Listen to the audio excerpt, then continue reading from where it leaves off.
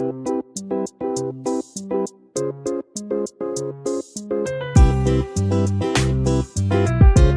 Kitchen मध्ये नमस्ते, मी बनवते लसणीचा भुरका। मध्ये नमस्ते, मी बनवते मराठी वाऱ्याचा तोंडी लावायला भुरका। तर इथे लसणीचा भुरका आहे। इथे तेल घेतले आहे 2 चमचा, अर्धी चमचा राय टाकायची। राय छान अशी तरतरली पाहिजे।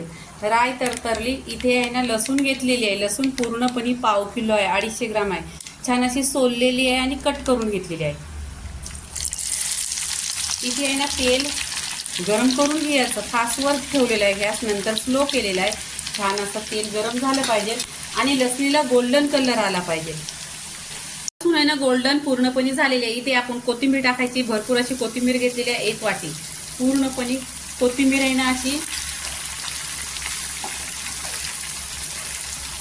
क्रिस्पी लागली पाहिजे। कोथिंबीर दाताखाली अशी करून घ्यायची। आता इथे आहे ना चवीनुसार मीठ टाकायचं आहे, मीठ 1 चमचा टाकलेला आहे। आता इथे शेंगदाणा भाजून घेतलेलं छान असं मिक्सरला बारीक केलेलं आहे। इथे गॅस चालूच आहे। छान असं शेंगदाणा पण छान असं भाजून घ्यायचं, दाताखाली क्रिस्पी लागलं पाहिजे। इथे आहे ना छान असं पहा, एकदम क्रिस्पी असा शेंगदाण्याचा कूट पण झालेला आहे आणि लसूण पण। आता इथे गॅस बंद करायचा। इथे गॅस बंद केलेला आहे। घाटी मसाला 1 चमचा, काश्मीरी लाल मिरची पावडर 1 चमचा, ही कलर साठी आहे, तिखट नाही आहे। आता गॅस बंद केल्याने आहे ना मिक्स करून घ्यायचा पूर्णपणे, कारण गॅस चालू असताना जर तुम्ही मिरची पावडर टाकली तर पूर्णपणे जलते आणि टेस्ट नाही। पहा इथे एकदम कलर पण सुरेख असा आलेला आहे।